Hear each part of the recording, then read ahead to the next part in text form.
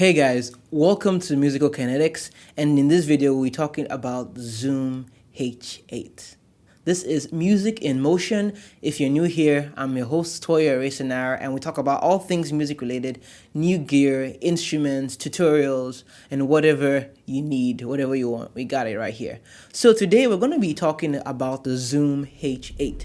Now the Zoom H8 was recently released, I believe, late last year, and I got it right away because I was like, okay, this is like the tool I need to grow in terms of podcasting because I run a separate podcast. And once I got it, I realized that it was way more versatile than just a podcasting tool because the Zoom PodTrack P4 exists and the Zoom PodTrack P8 exists. And there's so many other recorders, the Zoom H6, the Zoom H5, the Zoom H4n, Zoom H1n, and many other products exist in this space. But the Zoom H8, I think, is by far the king of the multitask. And having just one recorder, the Zoom H8 might be the thing for you. Now, disclaimer, I am not an audio expert and I am not someone who has tried every single recorder out there. I do know I have the Zoom H1n and the Zoom H8, and the Zoom H8 does a great job in terms of what I'm going to talk about today. So let's get into it. Number one, podcasting. So if you are into podcasting, the Zoom H8 might be the right thing for you. And the reason that I point to the Zoom H8 is because the PodTrack P4 and the other recorder devices are good, and you can record it directly into your computer or get a USB microphone and everything. That's good. But the reason I am talking about the Zoom H8 is because of the ability to add an extra capsule, the microphone capsules. Now, I got the SSH6 capsule. And by the way, all the audio you're hearing in this video was recorded onto the Zoom H8.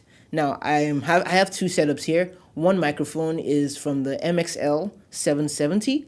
It's a condenser microphone that runs with phantom power into the Zoom H8, and the other microphone is the SSH6, which is a supercardioid, I believe, a mic capsule that is run directly into the Zoom H8. It's a modular unit, so you can just clip it on to the Zoom H8, and that's how it comes out in the box.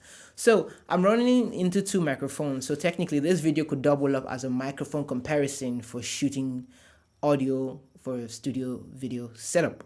But we won't get into that right now. So for podcasting, I use the Zoom H8 a lot, and I actually switch between these two mics often. I use the MXL 770 for some podcast episodes, and I use the Zoom H8 for other podcast episodes. If you're interested in checking out the podcast, check out the links in the description below, the Average African Kid podcast, so you can have an idea of how my audio sounds. And then you will see some other videos, audios in there. I use just the Zoom H1n because I wanted to I was traveling and everything, and it was more portable.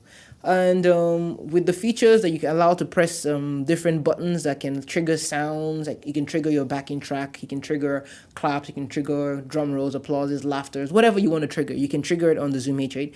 Makes it very comfortable for podcasting. And although there are units dedicated to podcasters, the PodTrack P4 in particular, because that one, it came out like 2 weeks after I got the Zoom H8, and I was like, why didn't I wait? But I'm glad I didn't wait to order the Zoom H8. It's been a great help to me ever since I got it. Number two is music recording. Now, this is not really stated too much. This is really a really understated feature of the PodTrack of the Zoom H8.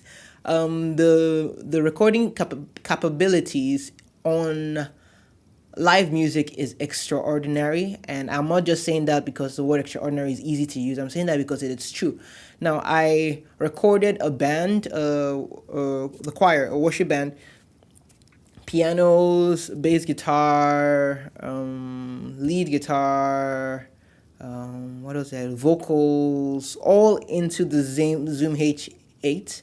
And I have one thing to say about that, though. If you're recording that many devices, you will not probably be using your battery. It comes in a battery pack, 4 AA batteries, but you probably shouldn't be using these batteries. Just connect it to an external power bank and you should be good to go.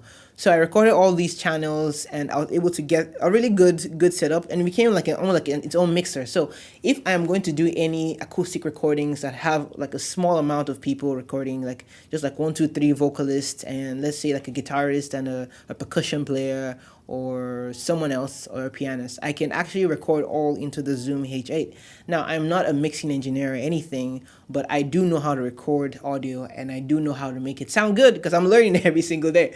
So the Zoom H8 is actually very useful for me to have as a musician and as a I said sound engineer, and that's pushing it too far up.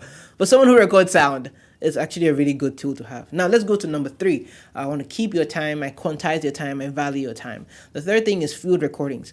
Now the field recordings option was probably the very first reason I got the Zoom H8 in the first place with the SSH6 capsule. I wanted to capture like my own Foley sounds, my own sounds when I'm walking, talking, electricity sounds in my environment, sounds in Nigeria, buses moving, traffic and everything.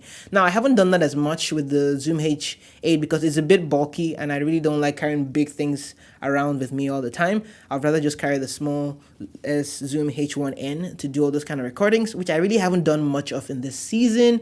Pandemic and life wise, I really haven't gone out as much to do audio pickups, but I did pick up some audio and it sounds good.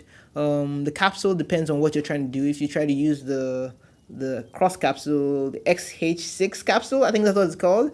If you try to use that capsule, then you can get a more wider stereo width of a sound.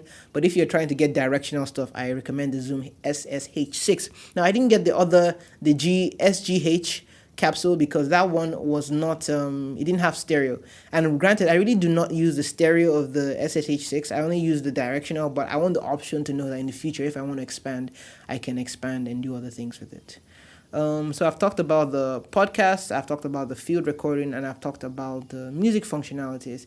Now let me talk about the audio interface aspect. So the Zoom H8 is a really good audio interface, and now I think I would have to make a video about that for you to decide, because the Zoom H8 I think is comparable to the Scarlett 2i2. It may actually be better, it might have better preamps, but I really could not perceive any differences in my own ears. Granted, I don't have the highest end headphones, but if I don't have the highest end headphones, that means you probably don't have either, and you might not be able to notice the difference in the sound quality between this and other interfaces. Now, the Apollo Twin probably sounds better than this. I will probably be working on comparison videos. Please leave comments in the description, leave the comments in the comment section and telling me, would you be interested in seeing a comparison of the audio interfaces using the Zoom H8 as an audio interface, comparing it with the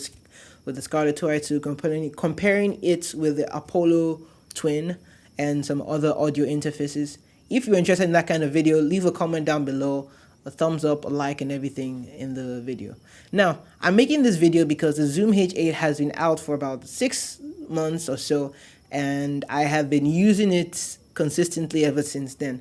I will say this, that it has made my podcast workflow so much easier, and I can honestly just decide that, okay, this is what I want to do, and I just go in and do it. I think, and the filing feature on the Zoom H8, now that it has that big screen, I didn't talk about the big screen, but the big screen is actually a big deal. It's a big touch screen that I use all the time because it's like the one interface point.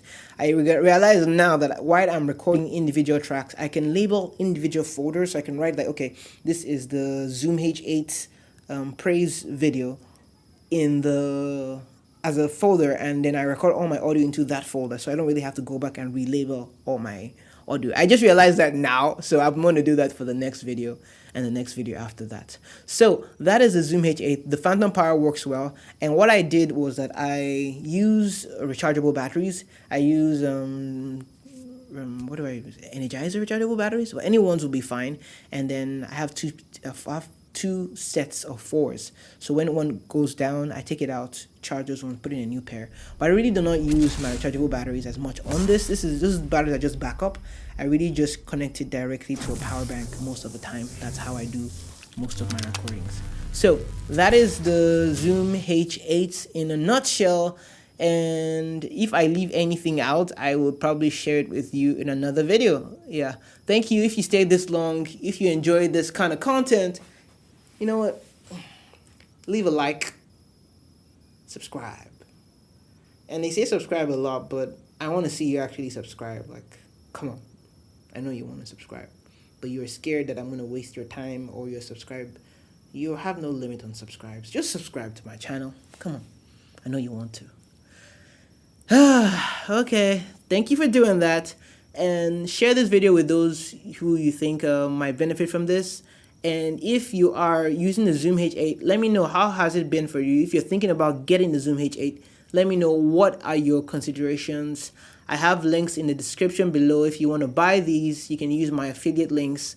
It'll help this channel grow. It'll help me make some money so I can invest it back either in getting more gear or setting up a better setup for the YouTube. So support the channel any way you can. Thank you.